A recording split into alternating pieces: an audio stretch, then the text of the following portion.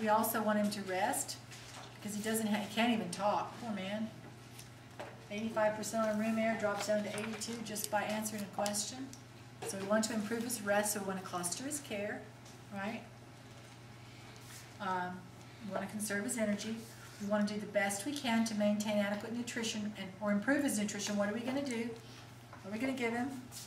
Nutrient dense meals.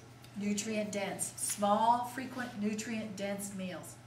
Foods he likes. And we're also going to encourage him to eat and drink. Okay? In terms of like IV fluids, I mean, would they be cautious of how much they push? Sure. Because it leads into all the other complications. Right. We want to make sure that he's adequately hydrated, but we don't want to overhydrate him. Remember, that's what killed Andy Warhol. Poor man just needed his gallbladder removed. And screw people up with IV fluids if you're not careful. So anytime we can give nutrition or fluids through the mouth, we want to do that. Okay, we really want to do that.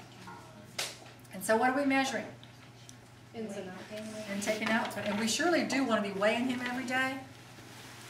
And I know we're not seeing this like we should. Not at all. I don't know whether they're weighing them on nights. But I need to make each of you in charge of finding out your patient's weight tomorrow when you go to clinical. Okay? There's, you know, whatever unit they're on, whatever they're there for. We need to find, you know, we need to know how much people weigh. Should every patient be weighed every day? And every patient should be weighed at least on admission. Yeah, And most it of them just- are. I asked that, and they said just CHF patients are weighed every single day. Mm-hmm. That's it. But I would certainly want to weigh. Is he not at risk for congestive heart failure? Why? Because his He's heart's at risk for overworking and pulmonary. having his oxygen. Yeah, exactly. He's at risk for pulmonary edema, isn't he? Yes. What part of the heart is that going to mess up? The right. What are the clinical manifestations of right-sided heart failure? No. Pulmonary edema. I mean, Peripheral edema. Peripheral edema. right side. Edema, right-sided. Okay. Maintenance of adequate fluid balance, oral as much as possible, and the absence of complications. We don't want him to have another infection of any kind. We don't want him to get C. difficile. We don't want him to develop a blood clot because he's been in the bed. We don't want him to get a bed sore, do we? So we want to prevent that for him. Okay, so now let's talk about our overall nursing interventions. What are you going to do for Mr. Smith? We've talked about some of this.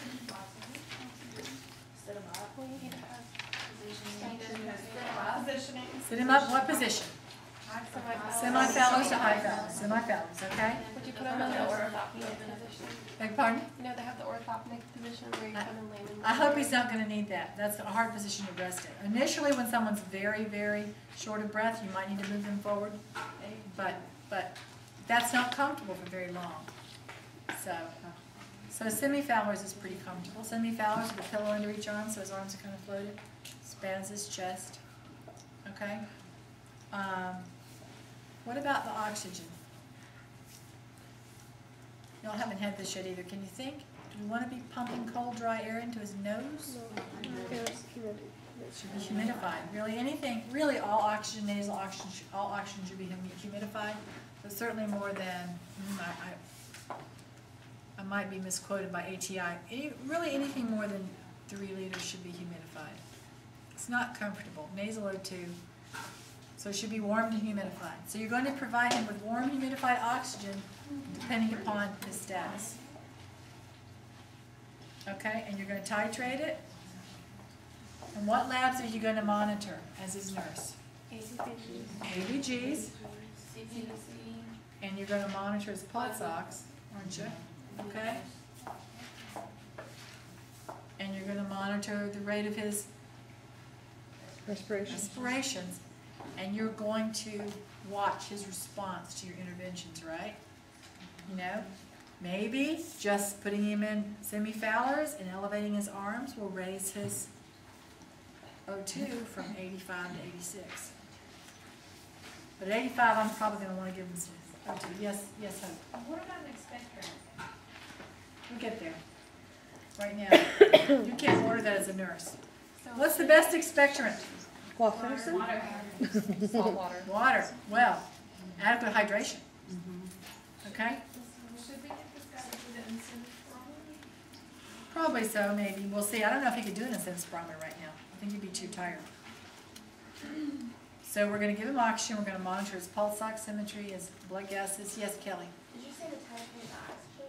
We may be titrating the oxygen. Oh, just, okay. Yeah, up and down. And what To happens, 11. did you say before, like if you give them too much too fast? Oh, it's dry. It's miserable. Oh, that's all? Yeah, that's Okay. all. Yeah, yeah. But no, maybe. What's that? We might do some chest percussion. But right now, I don't think I'd be doing that with him. He's pretty sick. I don't think he's going to feel good. Why wouldn't they humidify every person's oxygen? Or should you humidify every person's oxygen? Yeah, you should, but why wouldn't you? Bacteria. Money. How do they use the oxygen? Is it like they There's a little water bottle attached to the oxygen. Next time you go in a patient's room, I'll show you tomorrow.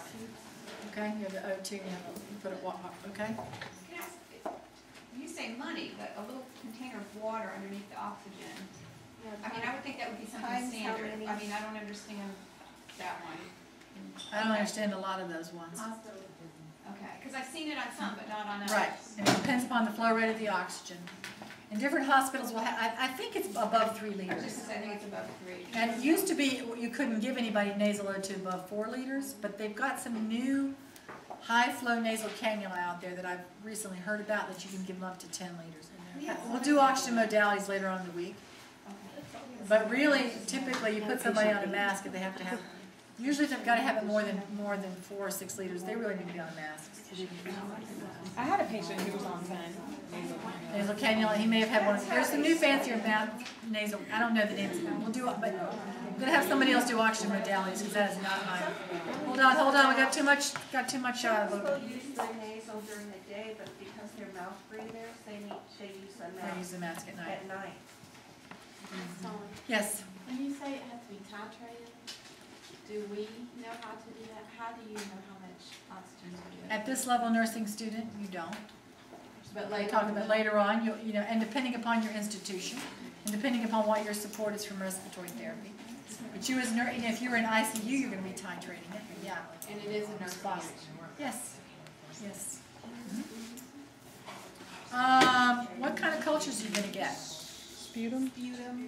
When are you gonna get those? Before or after you start your antibiotics? Before.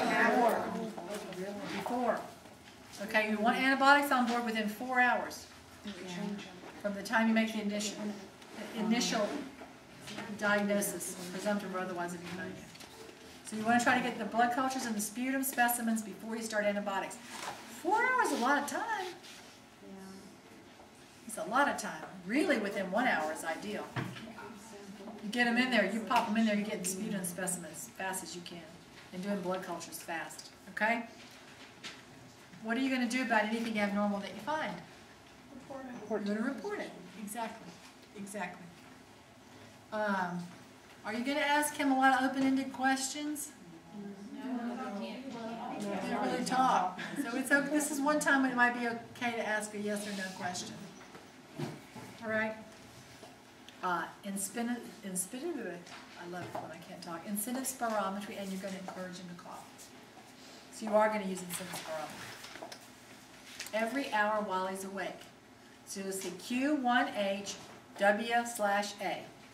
Every hour while he's awake, you're going to go in there and say, Mr. Smith, I want you to use this incentive spirometer, and I want you to cough. Because we want to get those secretions out.